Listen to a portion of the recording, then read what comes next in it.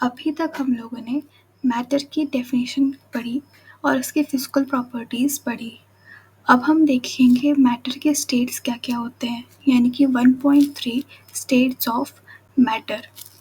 Matter basically अगर हम बात करें तो 3 डिफरेंट स्टेट्स में एग्जिस्ट करता है, जो कि होता है solid, liquid and gas. Matter 3 states में एग्जिस्ट करता है, जो कि होता है सॉलिड, लिक्विड एंड गैस। ये क्लासिफिकेशन इस बेसिस पे हुए हैं कि जो मैटर है उसके पार्टिकल्स के कैरेक्टरिस्टिक्स क्या क्या हैं। जैसे जैसे पार्टिकल्स के कैरेक्टरिस्टिक्स चेंज होते हैं और उनमें हम वेरिएशन पाते हैं, वैसे वैसे ये जो क्लासिफिकेशन हुए हैं वो डिवाइड होते चले जाते हैं। जैसे जैसे कैरेक्टरिस्टिक चेंज होते हैं वैसे वैसे हम उसको डिवाइड कर देते हैं कि ये मैटर सॉलिड स्टेट में है, ये मैटर लिक्विड स्टेट में है, या फिर ये मैटर गैसियस स्टेट में है। सबसे पहले जो स्टेट हम पढ़ेंगे वो है हमारा the solid state. Solid state को पढ़ने के लिए हमने एक एक्टिविटी परफॉर्म की। एक्टिविटी में हमने ये किया कि सबसे पहले हमने कोई भी एक आर्टिकल लिया जो कि है पेन, या फिर हमने कोई बुक ली, या फिर हमने कोई नीडल ली, या फिर हमने कोई एक वुडन स्टिक ली। हमने उसको किसी नोटबुक के ऊपर रख दिया या फिर हमने उसको किसी पेपर के ऊपर रखा और उसके जो शेप है उसको स्केच किया या उसका आउटलाइन ड्रॉ किया। हमने जब ऐसा किया तो हमने पेपर में क्या पाया कि उसका एक तो डेफिनेट शेप है, मीन्स वो जो आर्टिकल है उसका कुछ ना कुछ डेफिनेट शेप है, उसकी डिस्टिंक्ट बाउंड्रीज है, यानी कि वो एक बाउंड्री के अंदर ही बना हुआ है, और उसका एक फिक्स्ड वॉल्यूम है। मीन्स हमने 3 चीज़ नोटिस की कि उसका डेफिनेट शेप है, उसकी डिस्टिंक्ट बाउंड्रीज हैं और उसका वॉल्यूम भी फिक्स्ड है। ये एक्टिविटी परफॉर्म कर ली तो हमने ये पाया कि जो जो आर्टिकल्स हम लोग ने पहले लिए थे वो सारे एग्जाम्पल्स थे सॉलिड के। हमें ये कैसे पता चला, क्योंकि हमने ये देखा कि जब हमने उसको स्केच किया था तो उसका शेप भी डेफिनेट आया था, वो इसकी डेफिनेट बाउंड्री भी आई थी और उसका वॉल्यूम भी फिक्स्ड आया था, जिसकी वजह से हमको ये पता चला कि वो जो जितने भी आर्टिकल्स हमने लिए वो सॉलिड स्टेट में एग्जिस्ट करते हैं। तो अगर हम ओवरऑल बात करें कि सॉलिड स्टेट होता क्या है, तो उसके कुछ-कुछ मेन पॉइंट्स या डेफिनेशंस होती हैं, या उसके कैरेक्टरिस्टिक्स क्या-क्या होते हैं सॉलिड स्टेट के। तो सबसे पहली बात, उसका जो शेप होगा वो डेफिनेट होगा। डेफिनेट शेप यानी कि एक पर्टिकुलर शेप होगा उसका, उसको हम चेंज नहीं कर सकते। दूसरी चीज़ जो होगी वो होगी डिस्टिंक्ट बाउंड्रीज़, यानी कि उसकी जो बाउंड्रीज़ होगी वो डिस्टिंक्ट होगी। And third the most important thing that is fixed volume, उसका वॉल्यूम फिक्स होगा, यानी कि हम उसको दबा नहीं सकते, हम उसको कंप्रेस नहीं कर सकते।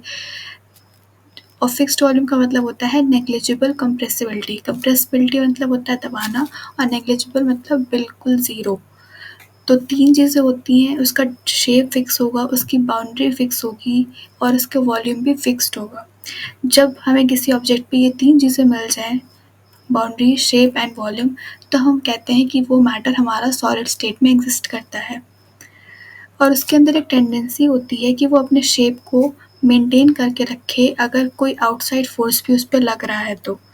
Solids have tendency to maintain their shapes when subjected to outside force, यानी कि बाहर का भी फोर्स लगाएंगे अगर हम, या फिर हम कोई एक्सटर्नल फोर्स भी लगाएंगे, तब भी सॉलिड के शेप और साइज में कोई भी फर्क नहीं आएगा। हम कुछ भी कर ले लेकिन सॉलिड का जो स्टेट है या सॉलिड का जो शेप है वो चेंज हम नहीं कर पाएंगे।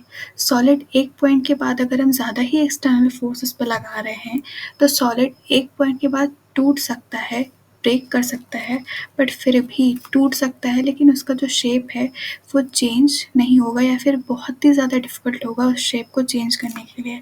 सो एक और प्रॉपर्टी इस चीज़ से निकल के आती है कि जो सॉलिड्स होते हैं वो रिजिड होते हैं। सो ओवरऑल हमने 4 प्रॉपर्टीज़ पढ़ी।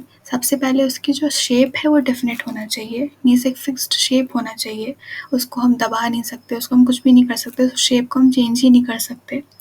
दूसरा, उसकी बाउंड्रीज फिक्स होनी चाहिए, एक डिस्टिंक्ट बाउंड्रीज होनी चाहिए। तीसरा, उसका जो वॉल्यूम है वो फिक्स्ड होना चाहिए। एंड फोर्थ, जो सॉलिड्स होते हैं वो रिजिड होते हैं।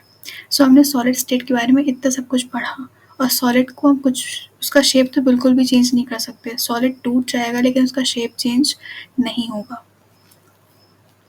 हमारे सॉलिड्स हैं वो भी डिफरेंट टाइप्स के होते हैं। अगर हम बात करें सॉलिड में, अगर हम ले रबर बैंड का एग्जाम्पल, तो रबर बैंड को अगर हम खींचें, उसको स्ट्रेच करें तो उसका जो शेप है वो चेंज हो जाता है। तो क्या वो सॉलिड होगा? क्योंकि हमने तो ये पढ़ा है कि जो सॉलिड्स हैं वो शेप चेंज नहीं करते, लेकिन रबर बैंड को स्ट्रेच करने में, खींचने में उसका शेप चेंज होता है। तो इसका आंसर ये होगा कि जो रबर बैंड होती है उसको जब हम खींचते हैं तो वो उसका शेप चेंज हो जाता है, लेकिन जब हम उसको शेप उस फ़ोर्स को हटाते हैं तो वो अपना वापस ओरिजिनल शेप में आ जाती है। और अगर हम उसमें ज़्यादा फ़ोर्स अप्लाई करते हैं तो रबर बैंड टूट जाती है, जो कि हमने अभी-अभी पढ़ा कि सॉलिड टूट जाएगा लेकिन शेप चेंज नहीं करेगा। तो माना कि जब हम उसमें एक्सटर्नल फ़ोर्स लगाते हैं रबर बैंड को, उसको स्ट्रेच करते हैं, तो वो अपना शेप चेंज करती है, लेकिन जैसे ही हम उस पे फ़ोर्स हटा देते हैं, तो वो अपने ओरिजिनल शेप में आ जाती है और ज़्यादा फ़ोर्स लगाने पे जो रबर बैंड है वो टूट जाती है।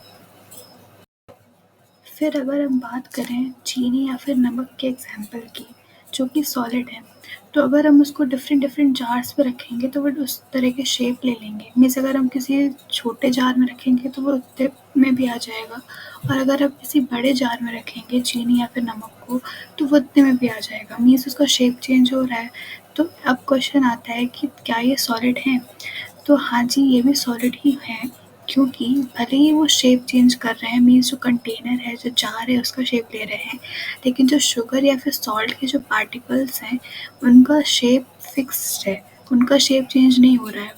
जार के अकॉर्डिंग वो शेप अलग-अलग ले रहे हैं, लेकिन जो पार्टिकल्स हैं शुगर या फिर सॉल्ट के, वो चेंज नहीं हो रहे हैं, वो फिक्स हैं, इसलिए वो भी सॉलिड होंगे।